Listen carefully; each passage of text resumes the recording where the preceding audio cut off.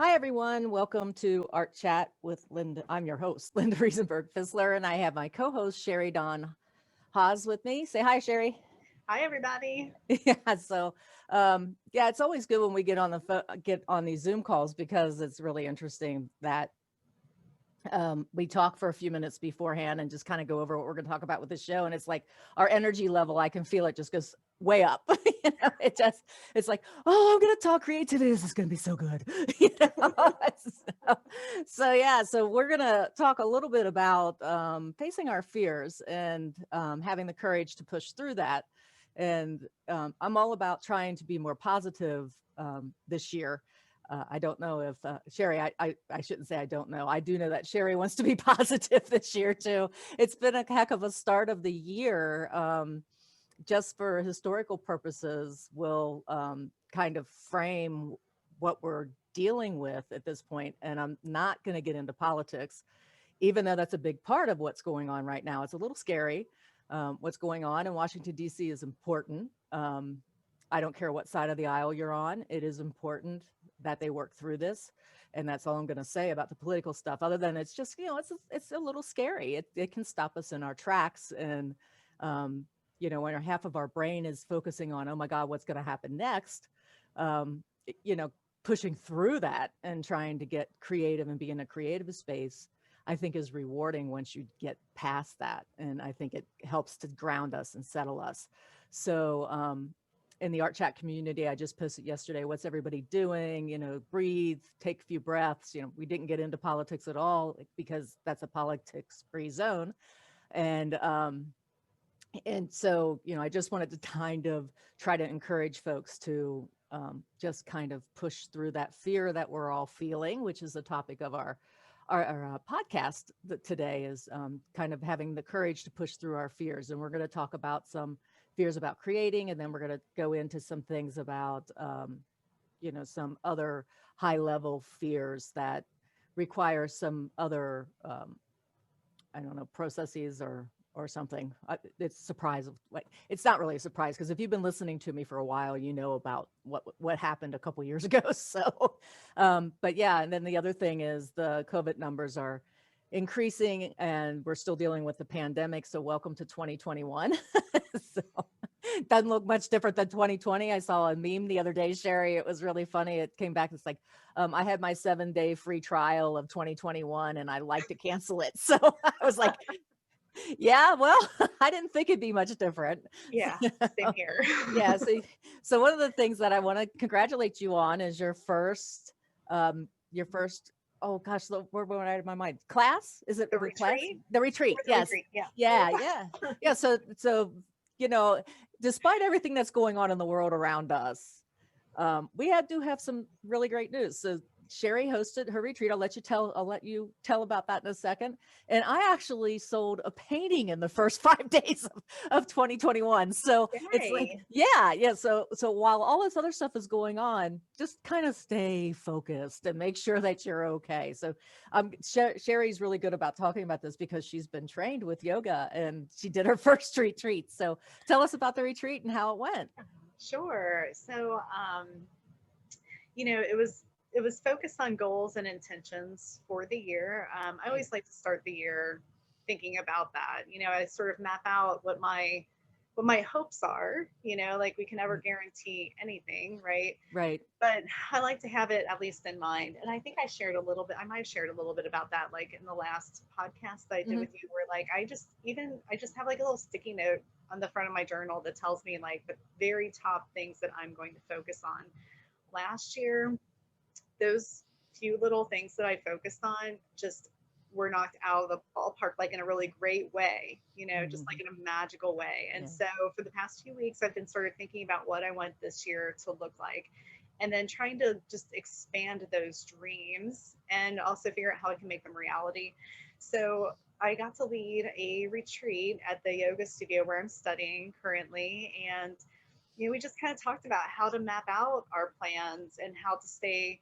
We talked about being accountable. I know it's not like a fun word, but how to just stay focused and what to do when all of the obstacles come up. Right. And one piece that we talked about was, fear. Hmm. because that's definitely part of it. I think it's, you have to be courageous to even set a goal, that first step. And the fact that people came to the retreat and the fact that people are listening to this podcast, just know, I want the listeners to know that you're already being courageous by showing up. You're Right. already taking that first baby step toward, you know, achieving your goals, living the life Mhm. that you want to live, whatever, however you want to phrase it. Um, it's, it takes steps like this. So, Mhm. yeah. Right. Right. So in the last, but and one more thing that I wanted to just state, I've been doing this podcast for probably 11 years. I have to go back and check that actual startup date because I started out over on Arch Blog Talk Radio, and I think that was probably the big place to go and do things. And I can't remember if it was 2009 or 2010 or if it was even before that. So I'm basically saying that I've been doing the podcast for 11 years, but I'm thinking it's probably closer to 13 or 14 years if I include the Blog Talk Radio part. And then I think I switched to GoToMeeting or something. But yeah, so that was kind of like, okay, pat yourself on the back, because when I first started doing this, I was like, am I really going to continue this for this long of time? And, I I remember that Artists Helping Artists started up at the same time that we did, and I went out. I said, "Oh, I wonder if they're still around," and I went out and looked, and they're not. And I was like, "Wow, okay." We started out at about the same time. We were not. I mean, like Leslie and Dreama, I love both of them. They, are so creative and everything. So it wasn't really a contest or anything, but I think we probably, at least I kept tabs on what they were doing. I'm sure they kept tabs on what I was doing, or maybe not. And that's okay, whichever they decided to do. But it just, it's kind of like wanted to feed off of each other if we could. And stuff. But yeah, so it's been kind of interesting. And I know when I asked a couple of the artists to come back on, and they're like, well, what are we going to talk about this time?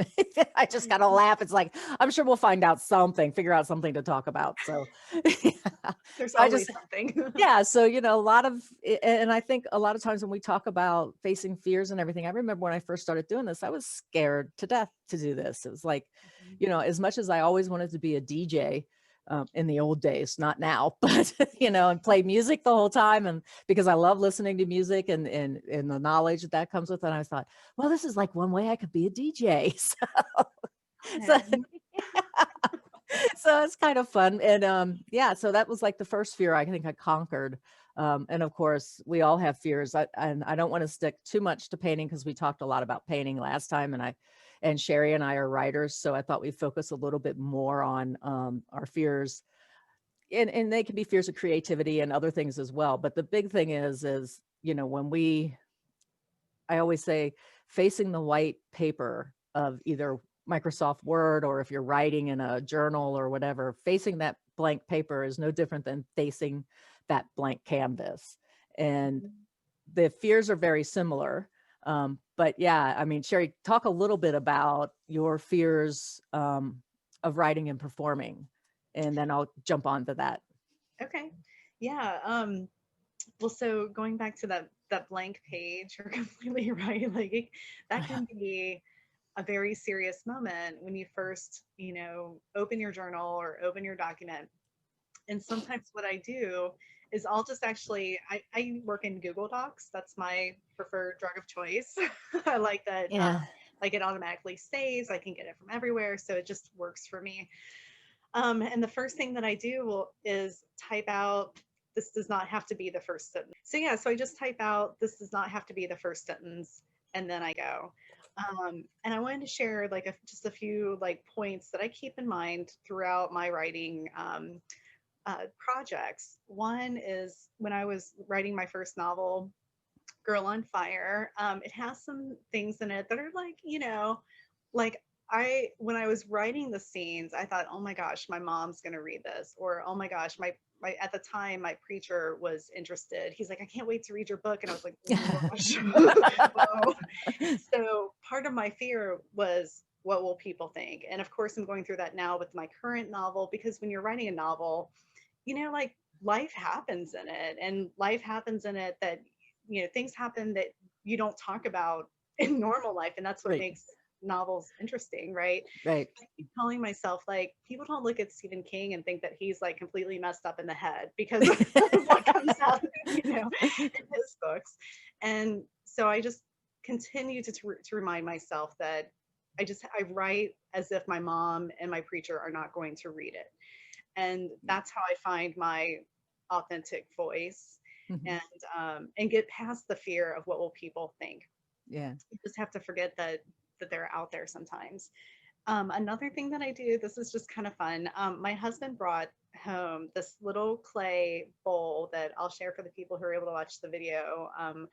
And it's scary. It's a really scary face, and it's ugly, and like the teeth are all, just like pointy, and there's no pupils in the eyes. It's just scary.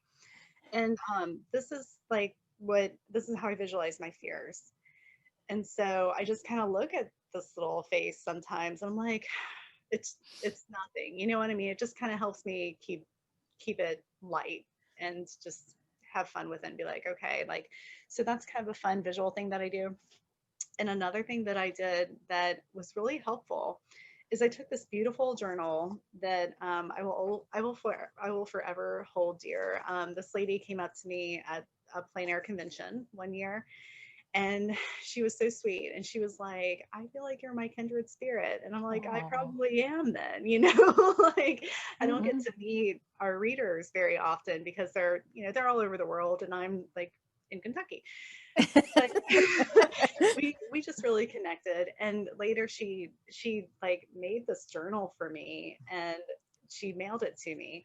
And you can tell it's like a handmade journal, There you and go. Okay. she somehow knew like what one of my spirit animals was, which is the deer. And she has this beautiful drawing of a deer inside. And so this has become my inspiration journal. But the first thing that I did is I took the first page of the journal, and I made that, actually drew a picture of that ugly, scary face. And this is like where those thoughts go. And that's where just like the voices in your head that come with fear, Right. like, Yeah. and that's what the fear is, right? Like, we articulated into sentences and phrases that we've heard other people say or that come up into our mind, and then we just kind of keep repeating them. And for me, like, my fears are at a very shallow level, like, I will be the first to admit that. And so it is things like, what will people think? But by writing them down and just giving them one page, I sort of contain them. Mhm. And then the rest of the book is inspiration. And it's just like, inspiring words, kind things that people have said to me about my projects or my work or whatever. Things that I read. I have a lot of artist quotes in here, actually, although I'm not a painter. Like, every day I'm inspired by an artist that I come into contact with through working for Streamline. So that's sort of that's my overview on fears, in regards to writing, especially. Right. Yeah. When it's really kind of interesting because I had a couple conversations with a couple artists, like, well, for example, Scott Burdick writes and paints, and now he's on Facebook. He's kind of putting stories behind the paintings that he's making, which I think is really cool. So he's using both. And Scott and Susan Lyon just joined the Art Chat community this past week too. So I'm expecting to see a lot of creative stuff coming from Scott and Susan. Um, and George Gallo does all this directing and screenwriting and painting and all this. So I think, and then I write and paint, you dance and yoga and write, and and it's amazing. It's almost like when you step back and say, okay, this is the creative process for when I'm making a painting. I face that white canvas, and then I have to figure out the process of going through it. So you have that initial, oh gosh, I'm going to mess this up. But the more you do it, the less, I think, unless you start a brand new novel like we're doing, that white page is like, okay, where do I want to start? And you've got 20 different questions going through your head. And it's good to just kind of write those questions. What do I want to happen to this character, in this book, and start there. And that I consider is kind of part of, depending on whether you're writing fiction or nonfiction, is part of the beginning of the book. It's I think I told you on the Art Chat community, I've got an Excel spreadsheet that starts like back in 1900 and covers every one of my characters in the Blind series, but it also has big events that I think shaped some of where we are today. So yeah, it's a political crime. I think my friend in the Netherlands said, yeah, you're a political crime writer. Don't listen to anybody else. And I was like, wow. Yeah, because I never put it in that genre. I put it in historical kind of literary type of thing. And I was like, maybe I should be doing political and espionage and all of these other tag keywords to go with it. But yeah, facing that, I mean, that first book, like started back in Blind Influence. I started back in 1984. Wow. It didn't get published until 2015. So you want to talk about a fear. And a lot of it was, at that time you didn't have self-publishing. So a lot of the stuff was, how do I get a literary agent? Which I still don't know how you do that, but but it's just, and do I really want one? I mean, that's the other question that goes with that.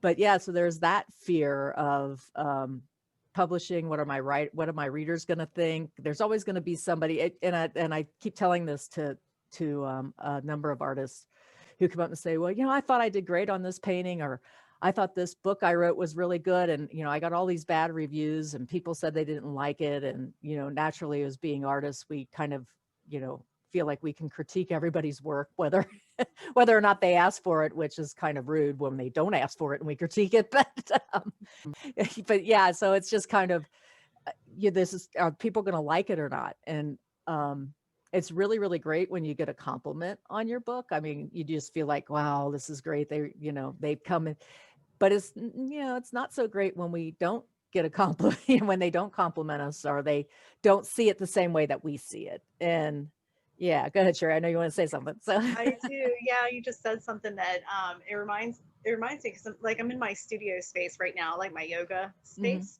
and on my wall I have a lot of quotes and things like that. I actually tore a page out of a book, which, like, I'm sorry, I'm one of those people. I know. My eyes are like, no.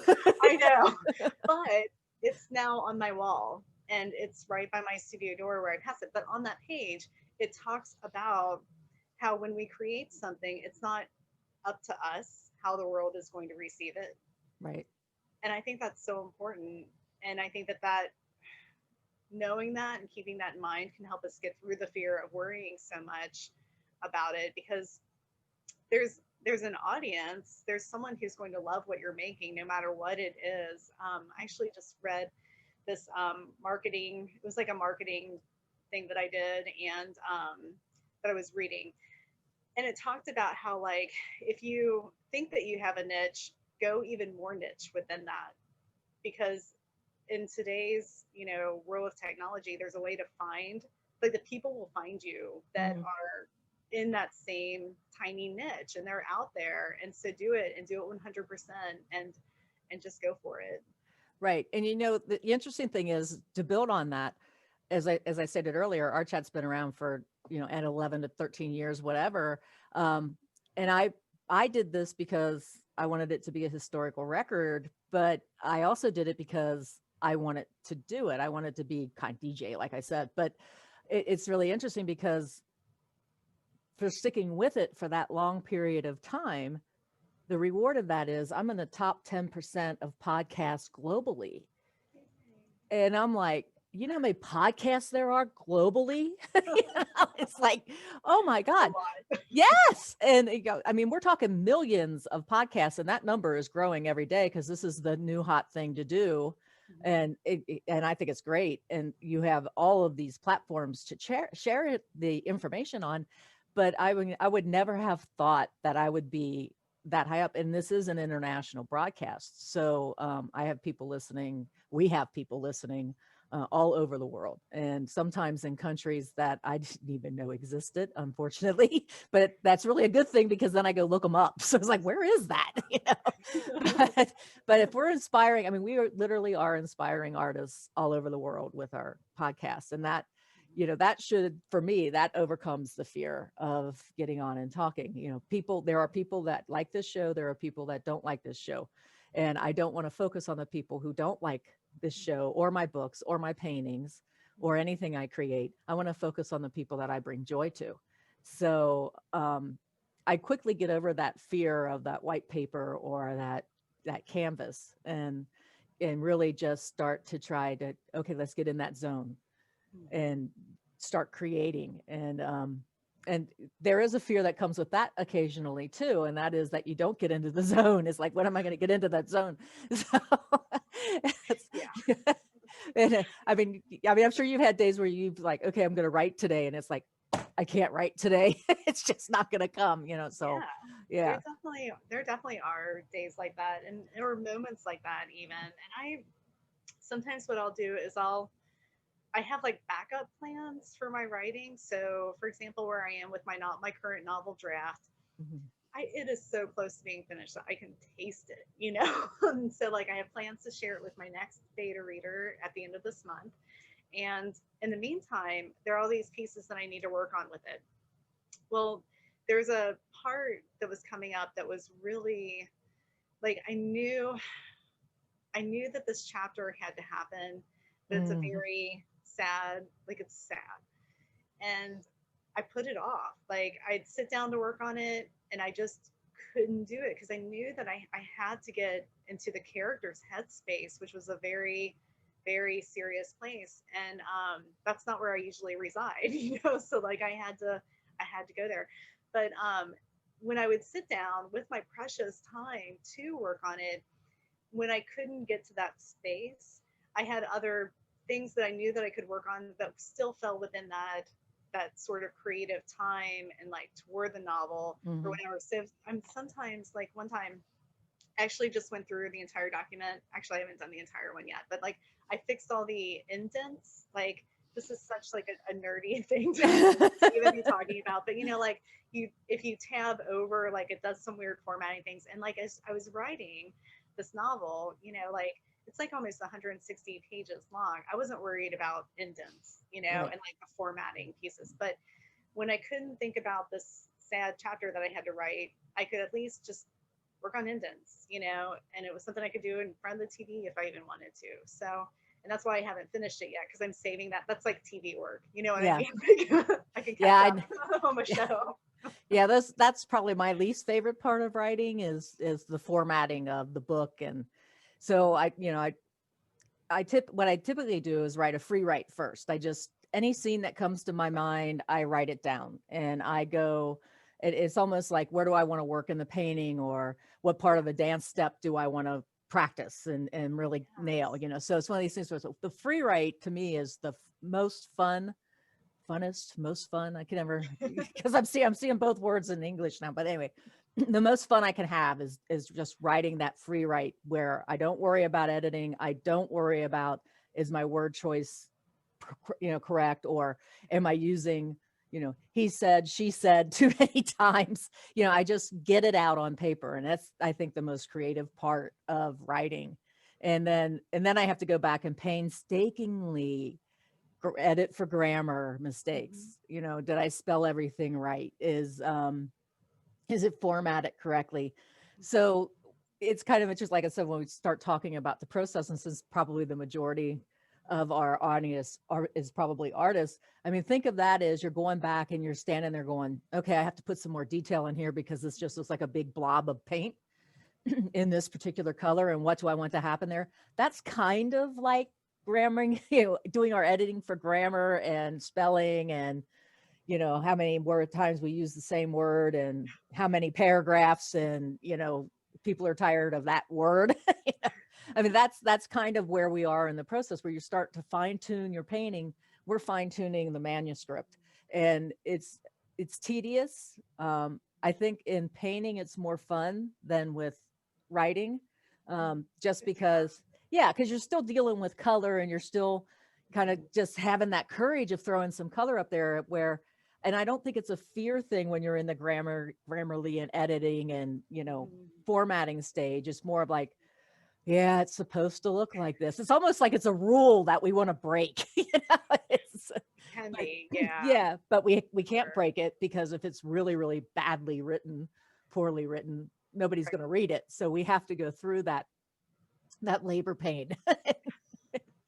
And I used to laugh because it's like if I had a box of Esther Price candy, I would be through it by the end of a 2-hour session or something. So it is like everybody who wanted the book out would send me Esther Price candy, chocolate covered cherries. And I'm like, stop it. So Hilarious. yeah, it is.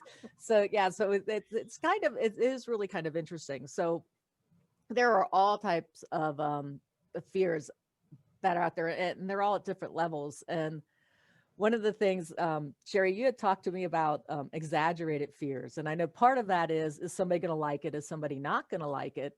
And again, what I say to the folks that have that in their mind, just say, you're not creating for the people who like it or who do. Let me say that again. You are, excuse me, you are not creating for the people who don't like it. You are creating for the people who will like it.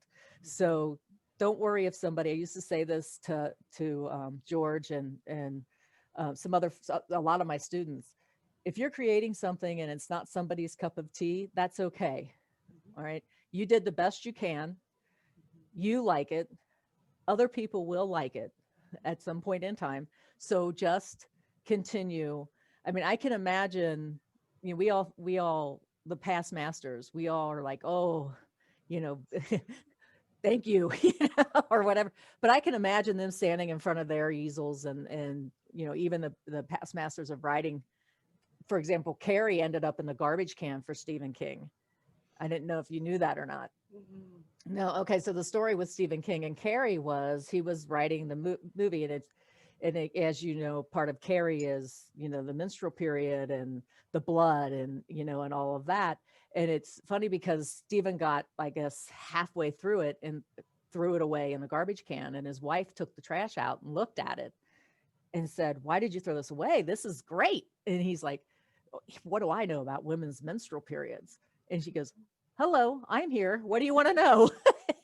So he finished Carrie, and that was his, I guess, his first big breakthrough. And he says, he goes, "I owe it to my wife because I didn't think it was any good, and you know she did, and brought me back to the story." And so it's that kind of thing is don't be so hard on yourself that you're throwing it out the window, and don't exaggerate fear to the point where you don't believe that somebody will like it, or you know, or that somebody's going to tear it apart or whatever. Don't even go there. So what's I'll come back to my exaggerated fear, but I want you to talk about yours first. So Okay. Yeah, I was in a writing group with someone who has become near and dear to me, and his name is Santashananda, and he had us go through this exercise where like we wrote down our fears about a project that we were working on, and it's an ebook of meditations that a group of us wrote. And my initial fear was that I didn't feel like I was qualified to write meditations for people because I haven't earned my certificate yet. And I'm in the process of that. And it's one of those things where like you don't know if you're qualified even when you are, because sometimes we need somebody to give us a stamp and say now you're qualified. right. So like I'm just weeks away from my certification, and I've been studying yoga for several years now, like in depth, right? And I've Hmm. done one or two meditations, let's just say. Right. um countless. And so but my fear was that I wasn't like certified yet, and so I felt like I should have that before we published. But um then the next part of the exercise was to exaggerate that fear, like make it bigger. Like you're worried about that, but what'll happen if you do it anyway? And then you keep exaggerating it to the point where there's space monsters, right? And so at the end of it, I realized my biggest fear for that was that people would see me in public and key my car. I don't know why that came up. It just did. Like that was my fear, because they would think, oh, that wasn't, whatever. And then the other fear was that Deepak Chopra would like diss me in public, like on social media. well, well, then you know you've made it, right? I mean, Yeah, if that happens, I'll let you know. yeah. So it was just like it was a fun exercise to like to just realize that fears are just like so in our head, you know? Mhm. And so I wrote the meditations and I felt really good about them and got feedback and got good feedback. And so that's part of, being part of a community too, which we talk about, and just having other people say, yeah, this is really good, go with it, or having them say, hey, you might need, maybe make that little change there, Mhm. or like it's just getting the guidance, it's getting the support. All of that is so important to help us get through our especially irrational fears, I'll Yeah. say. Yeah. Well, it's really kind of interesting because when you were talking, the first thing I thought about was we're living in such a cancel culture right now where, Mhm. it seems like it's more important to drag people down than it is to bring people up with this whole cancel culture thing. It's like, well, this person does this, so therefore maybe I can't do it. Maybe that's the fear. So I'm going to cancel their joy of doing it. And it's just kind of, it's like, wow. So occasionally when that kind of thing comes up, I just kind of go, yeah, okay, well, that's your thing. Just, Yeah, you just have to kind of isolate yourself and say, that's your thing. You go ahead and do that. But I'm going to go over and do this because that's where I enjoy being. And I don't mean that in a selfish way. I mean, we're still, both of us are still going out there. All of us can still go out there and create for everybody. mhm, And those who choose to join us, then that's fine. Those who, don't, they need to find their own space. And again, it's kind of like the other meme that I always see on Facebook. It's not about me, the person that's trying to cancel that. It's about them. They have the issue, the problem of why they don't like something. It's like I keep going back to very, very, contemporary modern art, and there's things that I like and there's things that I don't like. And I could probably go back to the technical reason of why I don't like something, but it's not my cup of tea. So I just kind of go, okay, you know, you go do that. I'm going to go over here and try to paint like Claude Monet, which I haven't achieved yet. So, to just go back and forth. But yeah, so and then there are different levels of fear, and I told Cherie about this before I came on because I didn't want to shock her to in the middle of this. Um, so as I said, I guess back about I guess it's been 3 years now. Tom had a bike accident and had 3 brain bleeds, and Tom is my husband, and basically almost lost his life. He doesn't understand how close he came to not being here today because he had the most severe concussion that you could have as well. He fell when he was riding his bicycle, pedal bike, the cycle. So not a motorcycle. Although every time I was in the hospital, they said, "So what kind of motorcycle did he?" I was like, no, this is a pedal bicycle. They're like, are you kidding me? It's like, what did he do? And I'm like, I don't know. I wasn't there. And that was the big thing is I wasn't there. Neither one of us know what happened because Tom doesn't remember the whole thing. So it was, oh, Cherie, it's okay. It looks like you're getting ready to cry.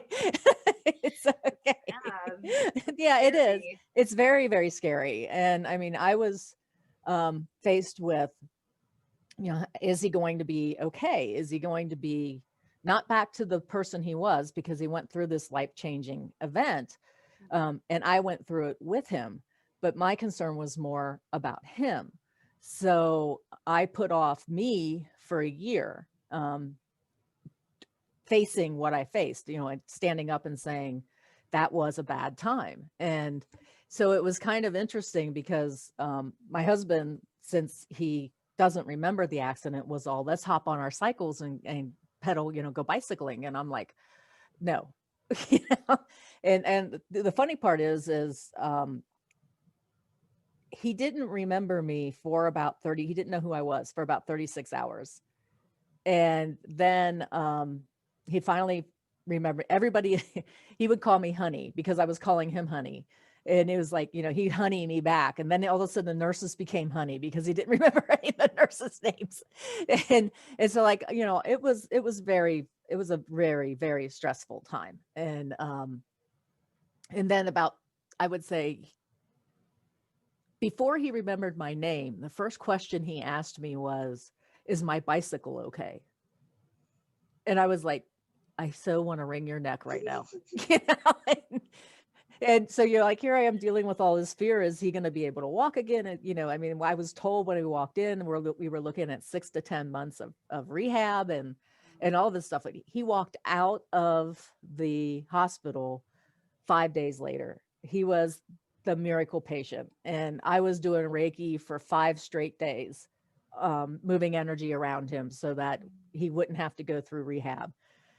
So he had this, you know, if you want to call it miracle, recovery from this, to the point where our doctor was reading the report. I had to get him in to see a doctor. They said within 24 hours, but because of the way getting appointments work, it was like more like 2 days in. And I helped him over to the doctor and all this. And he was reading all the reports, and he kept turning around and looking at me, turning around, reading the report, then turning around, looking at me again with this shocked look on his face. And I never did get to see the report, but to see how really devastating this was. And I just kind of, you know, said, okay. And he's like, he just looked at me, he says, Linda, he goes, I'm surprised he's here. He says, I really am. And, you know, all of this stuff I'm taking in, right? Because my number one goal is I come second. We got to get Tom healthy. So about, I told him that he was not allowed on the bike for 6 months after that. And then the other rule that I gave him was he is not allowed to bike alone anymore, which means that I have to bike with him. So, and as far as I'm concerned, if I never see a freaking bicycle again, I'll be happy. So anyway, that was this huge fear that I had to face, getting back on the bike with him to make sure he was okay. Like, I can stop him from falling. How irrational is that fear? You know, it's just irrational. But I had something else going on that I didn't realize until about a year later. And that was, I had post-traumatic stress disorder. And I would get on the bike and ride with him. I'd let him go ahead of me. And then I would cry while I was riding the bike for 10 minutes. And then after I got up the place where he crashed and came back down, I was fine. But I had no idea that that was PTSD that I was dealing with. So, and Tom knew that I was kind of reacting this way, even though I let him go up ahead. And it made him feel awful that he was putting me through this. So it was kind of, you know, I finally, after about a year, told my doctor about it. And he came back. I said, Tom thinks I have PTSD. And he looked at me and goes, you think? He goes, I've been waiting for you for 6 months to come in and tell me about this. So I was like, oh, okay. So I do take medication for my PTSD. And then I also, as part of this, and the medicine has worked, they say I'm basically recovered from it because I don't, you know, burst out into tears every time I see a bicycle or anything now. And I have ridden with him since then. And it's fine. I don't cry for 20 minutes or whatever on the bicycle when I'm pedaling now, but you know, I have just enough of medication that I'm not doing stupid things too, like standing on a roof going, I'm going to jump down because I have no fear. You know, so you have to find that balance, you know. But yeah, so it's but there are triggers, and you have to understand what the triggers are. And then there is a process that follows that. And usually the trigger will start the adrenaline. And then you have to understand that you're in that adrenaline stage. So if I'm pacing around the house or something, I'm in that adrenaline stage. And then when the fear isn't realized, for example, like he gets home and there's like 7 inches of snow on the ground or whatever, and he's home safe, then I go through a period where I release that anxiety, and with that release usually comes some tears, not bawling, but you know, my eyes will water, and you just realize that once you get to that stage, that is gone. So yeah, so it's kind of like every day, you know, of course, if you're living with something like PTSD, walking up to a blank canvas is nothing compared to the other fears that you are feeling when you're in an attack, if you want to call it an attack, anxiety attack or whatever.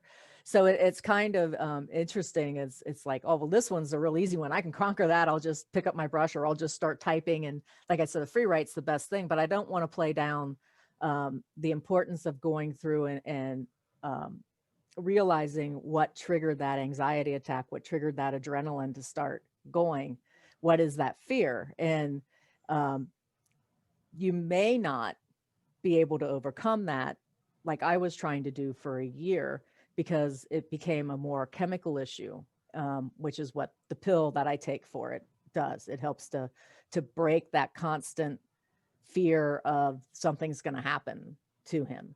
And I'm able to think and function and move along just fine, but it is there. And I thought I was completely over it until recently, and I had another anxiety attack, and it was like, okay, so it is there. And, I still have to figure out how to deal with this again and make sure that I'm okay. And for me, the medicine works just fine. I don't have to go up in medicine. Now it's dealing with the emotional side of that and saying everything will be okay and reassuring myself and going out and actually making myself do it so that I can prove that I can handle this. And yeah, go ahead, Cherie. Well, I'd like to say that I think it brings up a really good point, and that, it's important to get help. Like, if your fears are really causing issues, like, for our listeners, like, then talk to somebody about them and get the help that you need. There's no shame in that. No, there's not. And then on the other side of that, like you talked about, going up to, like the blank canvas doesn't feel as scary. And I think that that's where creativity is so important in many ways, is that it helps us channel all of the emotions that we deal with, no matter what, like whether it is fear or anxiety or whatever. Like, when we approach our art, be it dance or writing or painting or drawing, sculpting, there's so much, just that act of creating, I think, is so healing. Yeah, it is. And it's also something that you can channel into, for us, writing a scene. It's what's my character going through at this point. Like I said, mine's political crime, espionage, and all that. It's like, okay, what did fear feel like if my character is in a fearful place? When does she dig down and get the courage? When does he dig down and get the courage to push through the fear so that they can accomplish whatever it is? In my case, my character getting the bad guy, if you will, that they've been spying on. How does he push through that? Of course, my MI6 agent is pretty fearless, so it's kind of funny. I don't really talk about that because he feels he has nothing to lose. So he's doing this for country. So, it's kind of like, I have nothing to lose, so I can go ahead and do this. And so it's kind of interesting when you do experience something like this. Like, I know what the taste of having adrenaline kick in. I know what that tastes like in my mouth and all of the different things. So, you can use that creatively and in a good way to help something get better that you're writing, or something that you're painting. What does that look like if you want to express it in color or in black and white? I mean, there's something that could always be explored with that. And it's okay if you don't want to do that too, because like I said, in writing, I may tend to use the emotion and the feeling more in writing than I will in painting, because that's just me. That's the way I would want to deal with it. Other people may decide that they don't want it in their writing and want to do it only on canvas and create something only on canvas with that. And whichever way you decide to deal with it is perfectly fine. And a lot of times, a couple people that I have talked to that I know were going through something that was traumatic. I've talked to them and they're like, thanks for sharing that. And it's almost, I don't consider it like a stigmatism. I don't think that if you want to label me as batshit crazy, sorry, you can go ahead and do that. I don't care. but I'm not, so I don't worry about that. And I just, I think if I tell that story of how I'm dealing with my PTSD, I'll help people realize that they may have it and that they don't have to live this way, because that year after the accident was enough to just get used to the fact that every time he walked out the door, he was going to be okay, you know. But on the other hand, I could have had help dealing with that. And I didn't do that for a year. And I hate that year of my life compared to where I am now. So yeah, the important thing is if you think you have PTSD or any other kind of condition that is preventing you from living your life, I highly, highly encourage you to talk with your doctors, and because there are so many options that are out there, and then actually get into the meditative and creative space, that zone that we like to live in, because it is a bit sheltered. A lot of us create alone, and and then expect the share, the fear of sharing to help us out as well. And, so yeah, so there is hope, and there's always, you can live beyond that. You can, then realize that the simple things in life, like opening up Word or your journal, and there's a blank page. It's okay if you just start writing whatever comes to mind. You may use it, you may not use it. It's, I write, getting back into a more fun conversation. I write, my free writes are typically 350,000 words. Yeah. And then I bring it down to 80 to 90,000 words for the book. So you're looking at like 230 pages. So if you 230 pages for 180 or 80,000 words, 90,000 words, somewhere in there, you can imagine I've written 3 books in my free write before I go in to actually start putting my writing together. So I have material for the next book, because I may pick up a scene that I dropped out of this book that I want to put in the next book.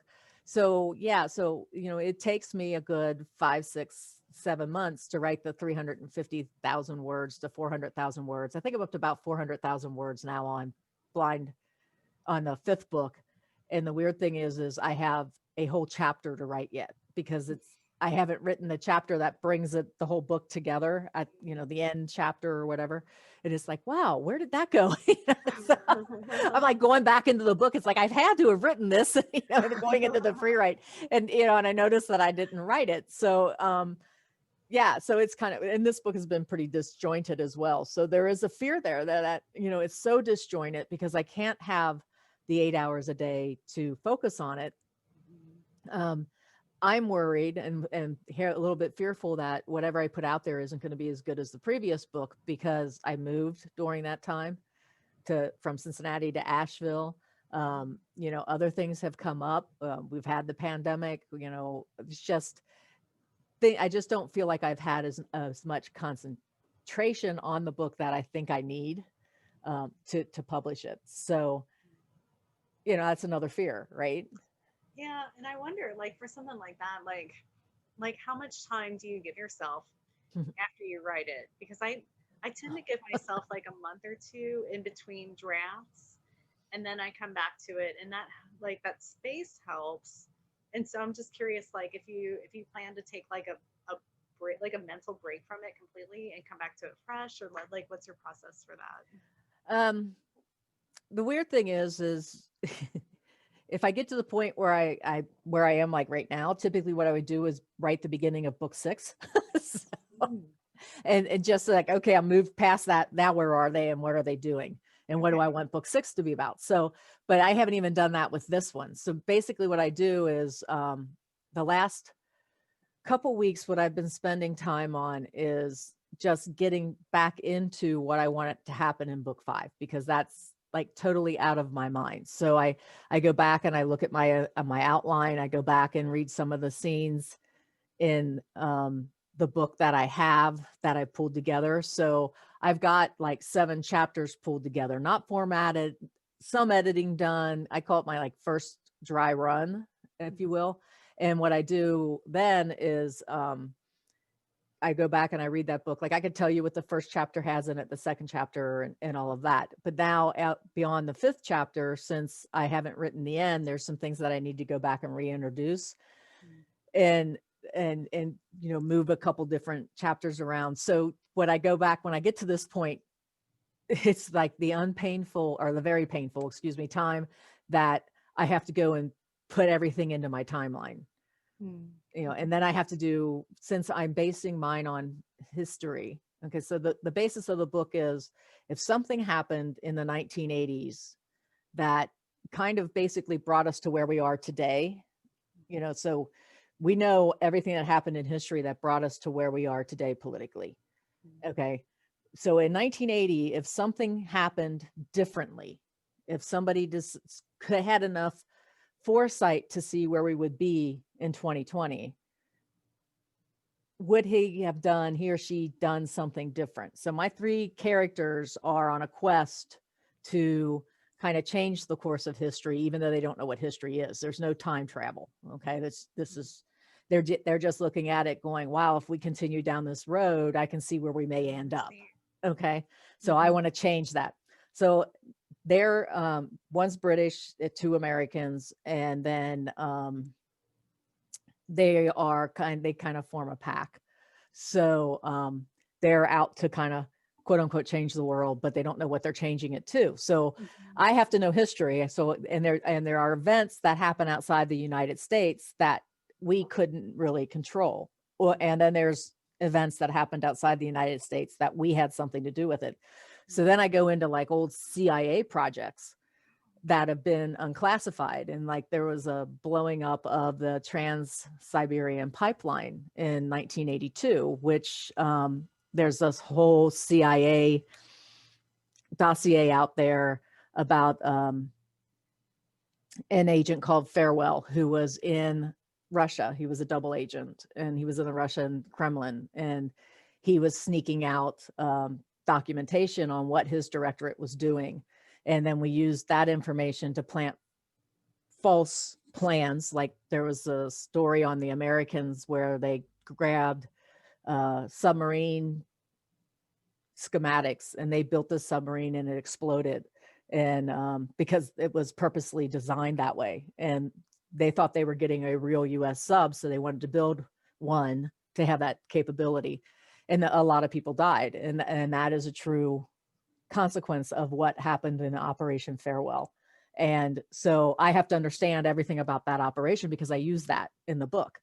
And then there was a time when one of the SR-71 Blackhawks was out over a mission, and they had a triple failure of their maintenance system and had to land in Finland. Well, I used part of that, but they land in the in the USSR instead.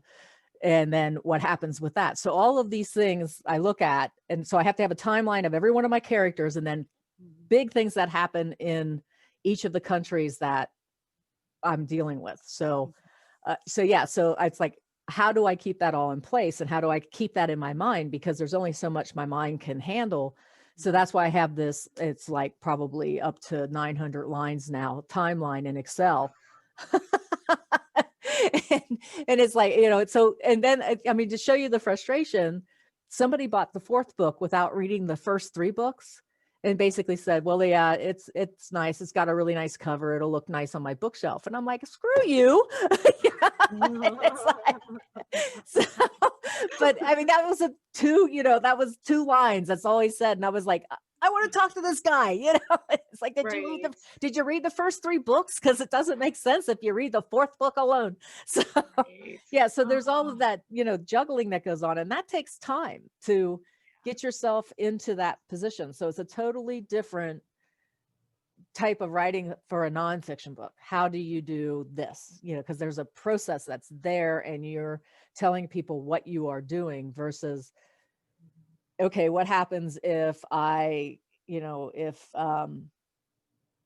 what happens if my character inserts some new process that affects how well, and I'm not going to get into a lot of detail, but let's just say, he says that he's president now, and he decides that we need to reform campaign finance reform. And we need to, this is in 1980, where they did talk about it, but they really didn't do much. But then, so he does that. But in addition to that, I introduced something that doesn't have anything to do, that it was never done in history. And if I bring that in, how does that affect how people feel about their input into government?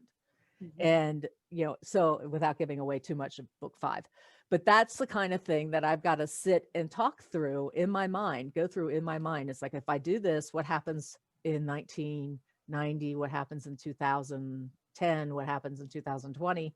Because I have this extra thing that was not introduced back in the 1980s.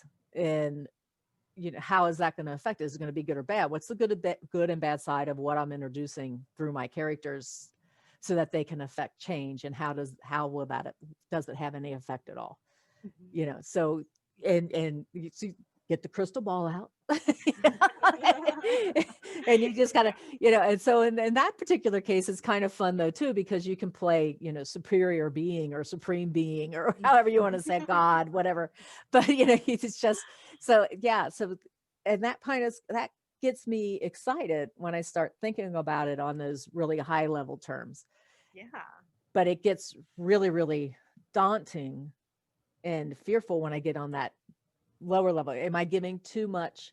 Some of the questions that you go through is, am I giving too much credence for this idea that I came up with that may or may not have worked? Do I want it to work? Do I want it to fail? These people are only people. They're not superior beings. They're not God. They can't, control everything in the world, which is kind of like the lesson that my president, who was called Bobby Jenkins, that's the lesson he has to learn, is he can't control everything. So there's a whole conversation now that I'm in book 5, and my characters have been developed over 4 books. What are their failings? Because they are human. Right. So I can't make them perfect. They're not Jack Ryan. So, but, and I think that, that's the trap that I think some writers that are writing fiction can fall into, is not realizing that your characters have flaws, and that's what makes them human. Yeah. And interesting. Yeah. So as much as it hurts, and then everybody's like, how do you kill off a character? And it's like, are you kidding me? That's the easiest thing to do. So yeah, so kind of, it is an interesting this fear, and then on the positive side, having courage to really jump out of your comfort zone and do something. And I think when we do that, I think we are rewarded more than we're not rewarded when we jump out of our comfort zone. So for sure. Yeah. I mean, that's where the magic happens. Right. And I teach students to paint, and it's, I always want to be I always want to be supportive in what they're doing. So, and I know what it feels like when somebody takes your brush away, and is just really aggravated because they haven't taken in what the student hadn't taken in what it is that they are supposed to be doing. And I always tell my students when I start painting with them, I will not take your brush. You have to offer it to me. I said, because I will not just take the brush and start painting on your painting. This is your learning process. This is your journey. It's not mine. I'm not going to shortcut it. If there's a technical reason that I want you to understand, I will, tell you that. I will show you that, but I will not grab your brush, and I will not just start doing it because you're doing it wrong, because they have a different path to get there than I have. So, and I've had a number of people grab my brush when I was learning, and it was like, really, you're doing that to my painting? So that one really hit me in the face when that first time that it happened. And, So I basically, I'll go, can I help you? Or can I show you? Or something like that. Or they'll go, can you just show me? Usually because they're so frustrated. They're throwing their brush at me. Help me. Yeah. So, but I think, with writing, it's more creative. It's more open, where it's like, just open the page and write. Mhm.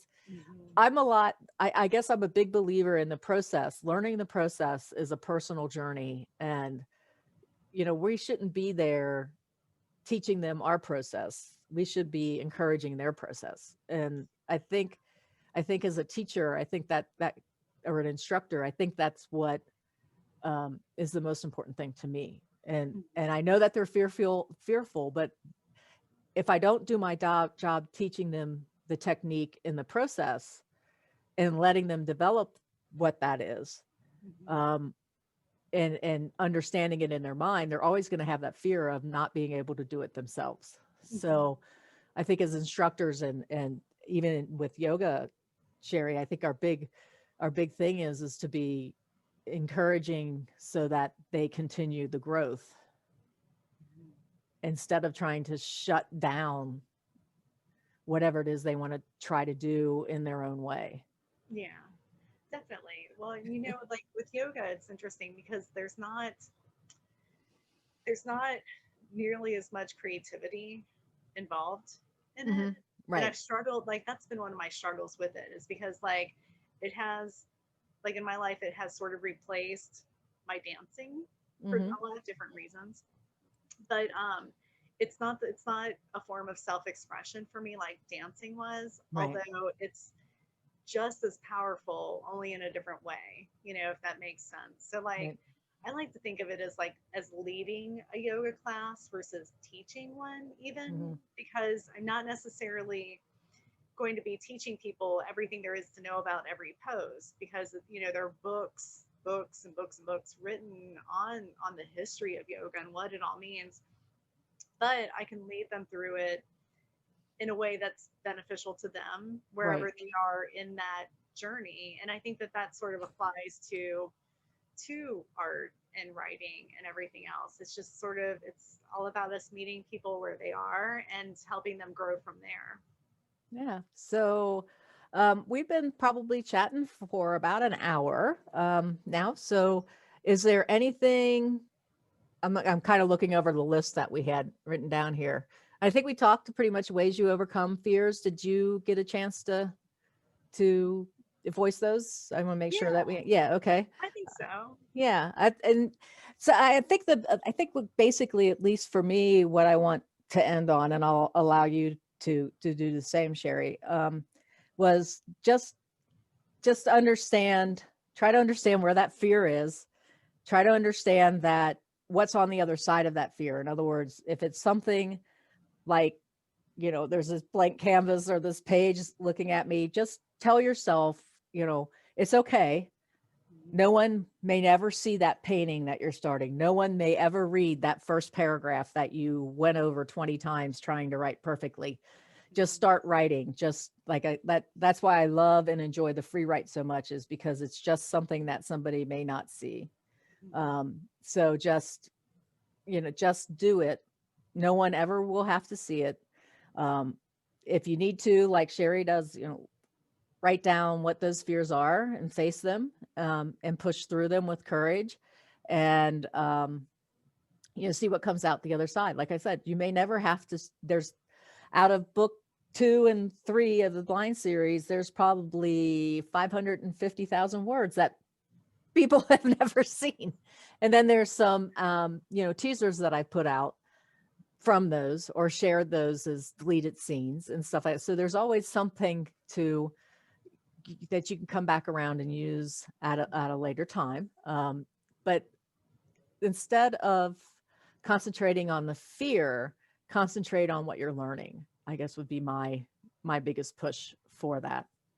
So Cherie. I think that's great. I'll just share like the most recent thing that I wrote down in my journal, Yeah. because it's really like this comes back to like being afraid of what other people will think. Okay. Hmm. Um, it's attributed to Michelle Ruiz, I don't know who that is.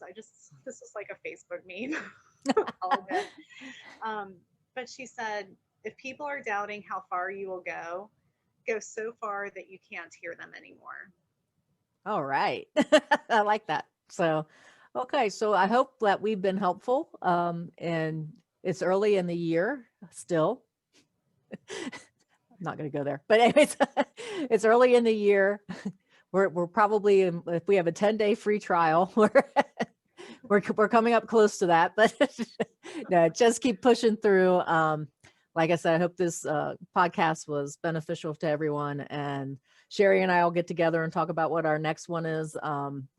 As far as the art chat community is going, we're posting. Oh, we didn't talk about that. We have a little kind of monthly challenge thing going on where I'm basically asking members if they want to participate or not. That's fine. They don't have to. But we have 4 different things out there. And now my mind went completely blank. I have to look it up. But basically, one of them was choose a composition. If you're a painter, choose a composition that you have never painted before and either pull on your skills that you have to create a painting in that composition or use reference however you want to do it, but basically just one that you've looked at that you never had a desire to paint, or maybe you were a little fearful of painting because it's a little more difficult than what you have painted before. But choose a composition and just paint that. And then the other one writing was basically look at I think I had something like look at a painting or a picture or something and write about that scene. And then we had try meditation or yoga or something different this month to have put that fear aside. And then there was another one, which I can't remember, but they're in the art chat community. I'll pin it to the top of the page or the top of the group so that everybody will see it. And you're welcome to share the results of what you did. You do not have to, but talk about, if you don't want to share what you did, fine, but please post about how you overcame your fear to do what you did. If you want to keep that private, we so understand that as well, but hopefully you'll find those little prompts. We had a writing, that's what it was. I had a writing prompt out there. And that, yeah, I kind of like this prompt. It's like, well, I might have to write something about this, but it was one where somebody was given a lot of money, inherited a lot of money, but they got to push through their fear and do something they were very fearful of before they get the money. So that was, yeah, because we focused on fears in there. So yeah, so there's 4 things that you can choose to do. And I know that some folks, are like, I don't think it's a fear as much as it is, I don't know how to meditate. And it's just like, well, if you could just sit still for 10 minutes and just try to clear your mind and breathe. Or even 2 minutes. Or even 2 minutes. Yeah, 10's probably really long. But if you could do 10, you're past that fear. So, yeah, I'll let Cherie talk about that one. So, she's probably a better person than I am. No, not at all. Yeah. Right. So The fact is, just do it. They say with meditation, there's no wrong way. You can't have a bad meditation. Like just the fact that you're sitting, even if your mind is, doing what we call monkey mind, or drunken monkey, just the fact that you're sitting right. and trying is something. Yeah, So just breathe. Any of this. Yeah, just breathe. I've always been told that you concentrate on your breath when you're starting your meditations. So little point there too. So Cherie, is there anything you want to add before we say goodbye?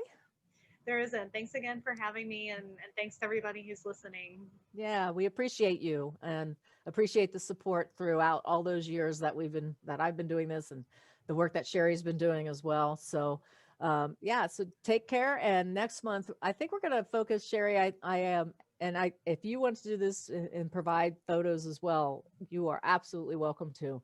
But I asked Joanna Pang for the next challenge Joanna Pang Atkins, who danced on Broadway, and she was in some TV shows, and she has a lot of publicity stills, and some of them are in costume with dance and poses and different things like that. So I think what we're going to do is focus a little bit on gesture for that month of February. I may not get it up until the middle of February, but I got to work with Joanna to go through some stuff. But if you have any dance photos that you'd like to share, that we're going to challenge and ask people to do painting for that, write a story about that particular dance or that particular pose, focusing on gesture and what it means. And then again, encouraging folks to do some meditation and then I think we'll also, can't remember if there was,